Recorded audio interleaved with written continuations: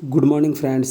जैसा कि आपको पता है कि स्टडी विथ पंकज आपके लिए प्रतिदिन 7वीं 8वीं क्लास के लिए आपको एनसीईआरटी की साइंस की बुक लेके आ रहे हैं। आज हम आपके सामने 8वीं क्लास का पहला चैप्टर है फसल उत्पादन एवं प्रबंधन। आज इसके हम पहले लेके आए हैं। आप इसको बखूबी इसका स्टडी करें और अपने जीवन में सफलता पाने की पूरी प्रयासरत रहें।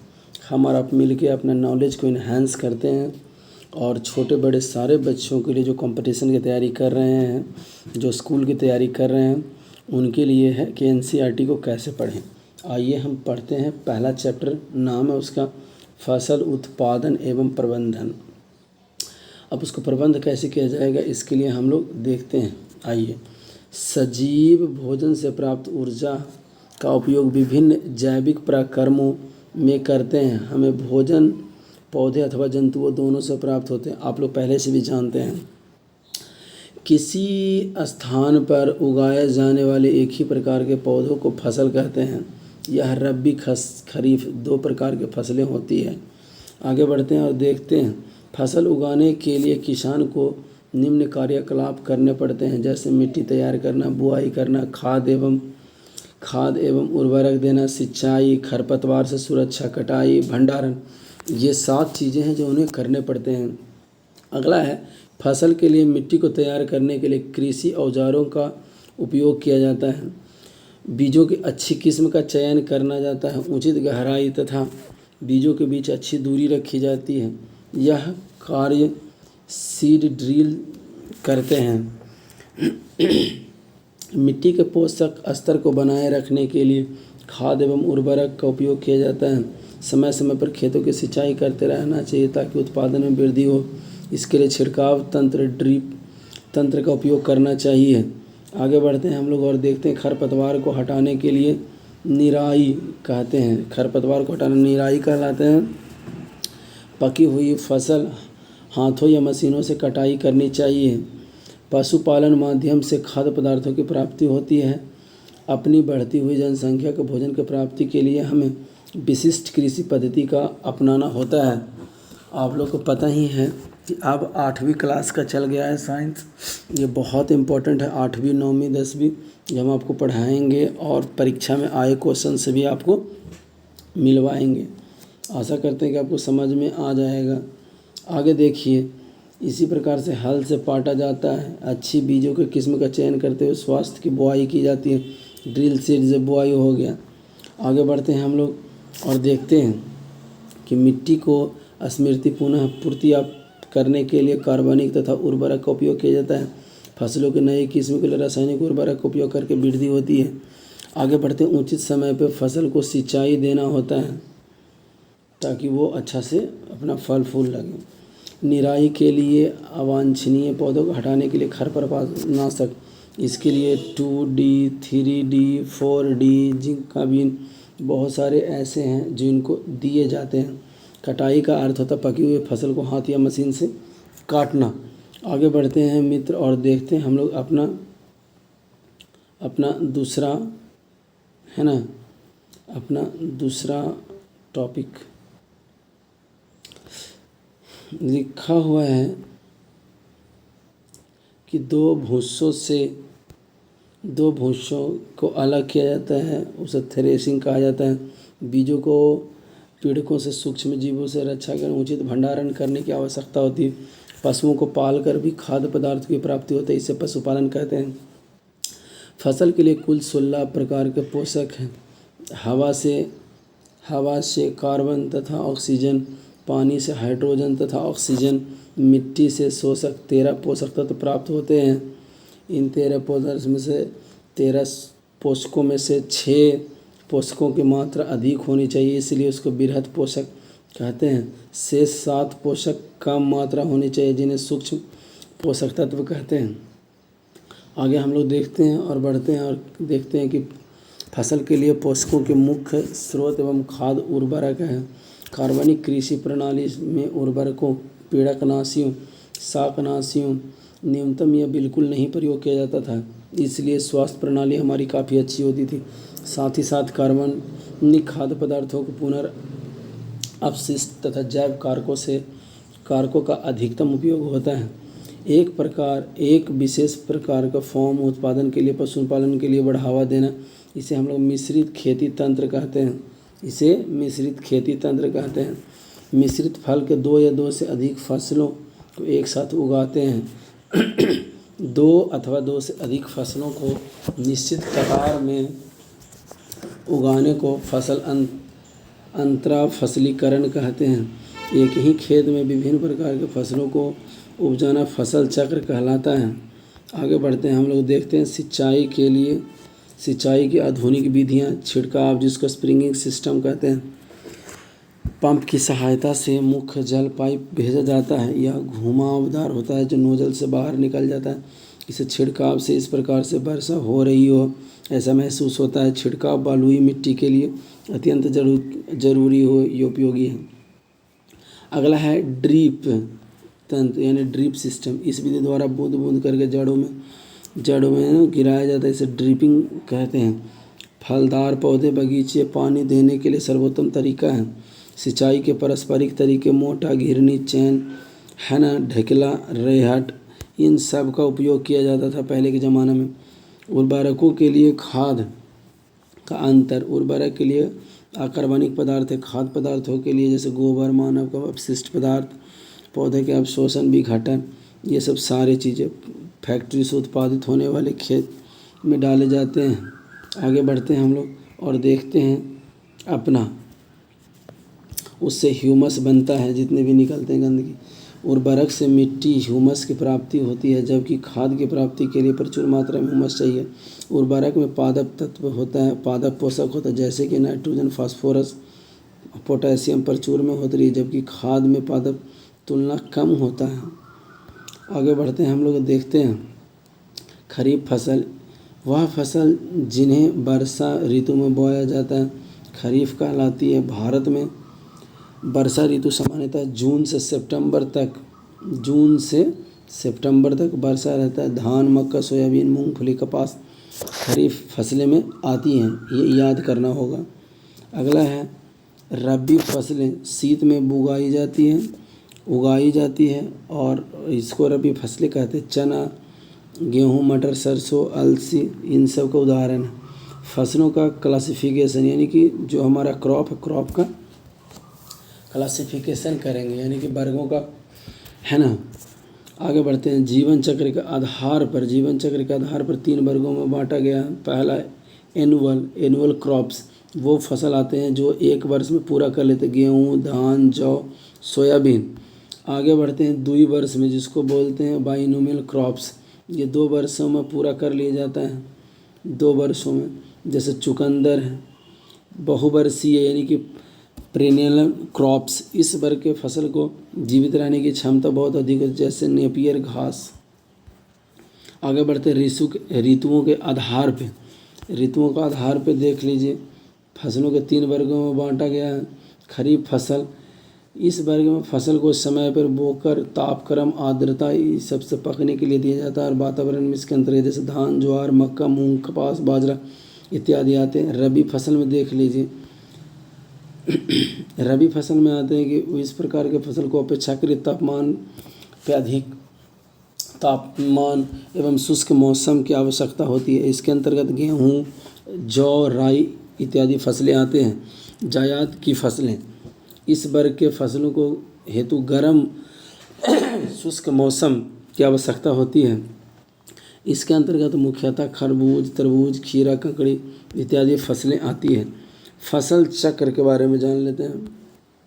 फसल चक्र क्या है? एक निश्चित समय में निश्चित क्षेत्र पर निश्चित क्रम में फसलों को उगाना फसल चक्र कहलाता है। यही है ये पूछता है, अर्थात फसल चक्र का आज से किसी निश्चित भूमि पर एक निश्चित अवधि तक फसलों को अदल बदल कर बोना, जिससे भूमि में उर्वरक शक्ति भी बनी रहती है, उससे अधिक लाभ भी होता है, उसे हम लोग फसल चक्र कहते हैं। उसे फसल, आप देख रहे हैं स्टडी विथ पंकज आपके लिए लेके आया है, क्योंकि अब आपकी पढ़ाई को 4 चांद लगाना बहुत ज़रूरी है। फसल चक्र कहलाता है जैसे अधिक जल जल चाहने वाली फसल से कम जल रखने वाली फसल जैसे धान चना, इसके बारे में थोड़ा डिटेल जान लेंगे। फसल चक्र का सिद्धांत, गहरी जड़ वाली फसलों को अथवा उथली जड़ वाली फसलों को उगाना जैसे कपास और मेथी। आगे बढ़ते हैं, अधिक जल चाहने वाली से कम जल चाहने वाली जैसे धान चना, एक ही कुल के पौधे लगातार नहीं उगाने चाहिए। दलहनी पौधों को अनाज के फसलों में बोना चाहिए। लंबी अवधि वाले फसल को चक्रों के एक खेत में परती छोड़ना चाहिए। फसल चक्र के लाभ, खेती की उर्वरता को कायम रहती है, वर्ष भर नियमित आमदनी देता है, भूमि की कटाई नियंत्रण रह जाता है, भूमि भौतिक रासायनिक जैविक दशाओं में ठीक बनी रहती है। आगे, फसल उत्पादन में वृद्धि, समय पे क्षतिपूर्ति प्रयोग।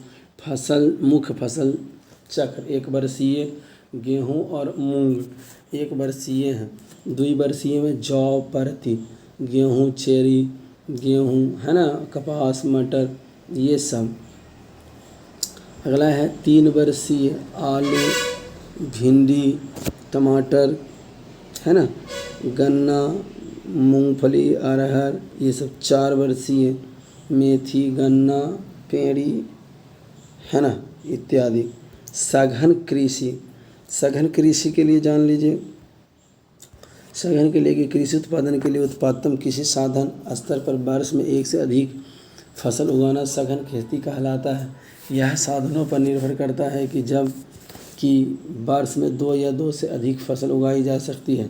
सघन खेती हेतु आवश्यक शर्तें, उन्नत बीज, उर्वरक तथा पादप सुरक्षा के लिए आवश्यक रासायनिक पदार्थ उचित मात्रा में तथा समय पर उपलब्ध हो, सिंचाई के लिए सुनिश्चित व्यवस्था एवं समुचित जल निकास हो, कम से कम समय में अधिक उपज देने वाली फसलों उनकी जातियों को बीज उपलब्ध है। सघन खेती हेतु आधुनिक तकनीक जानकारी, प्रगतिशील अभिरुचि की आवश्यकता। आगे बढ़ते हैं, देखते हैं नई फसल खपत, बिक्री, संसाधन, भंडारण समुचित की व्यवस्था, विभिन्न क्षेत्रों में कटाई की गई बाद अति शीघ्र संपन्न होना, मशीनी यंत्र का उपकरण को उपलब्ध कराना। आगे हम लोग देखते हैं और आते हैं इसके कुछ वस्तुनिष्ठ प्रश्न की तरफ जो इस चैप्टर के थे।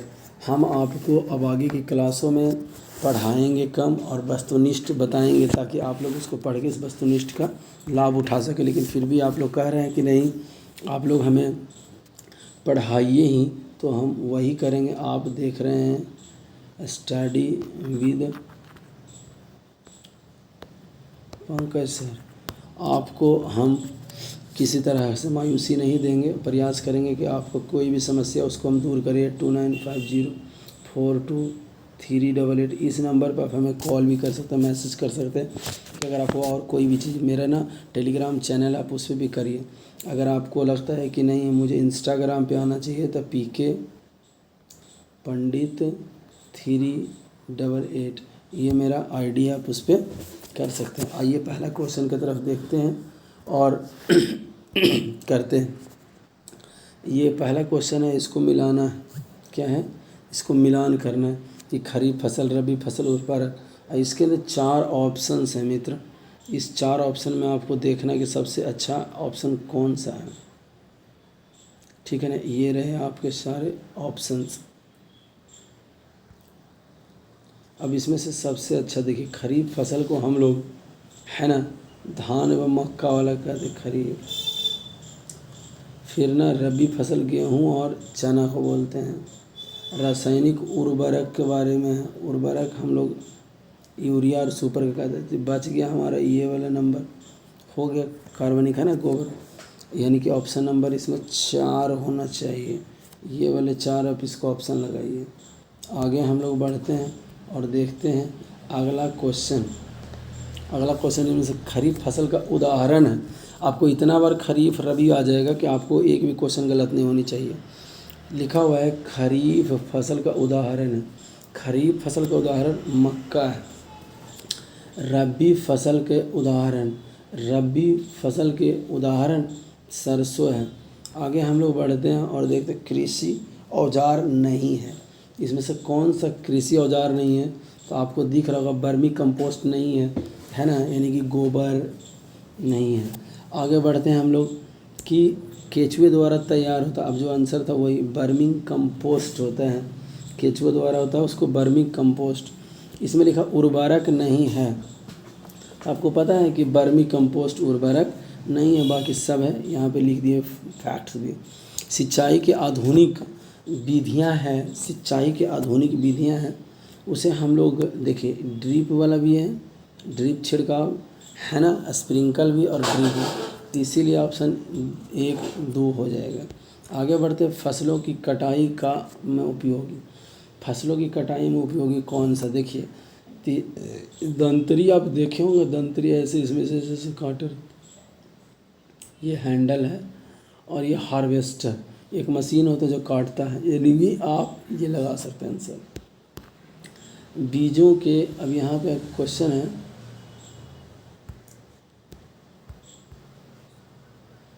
कटाई की जाने वाले बीजों को भूसे से अलग करता है। देखिए भूसे से अलग करना है जी, भूसा, तो थ्रेसिंग करेंगे तो काम चल जाएगा, है ना।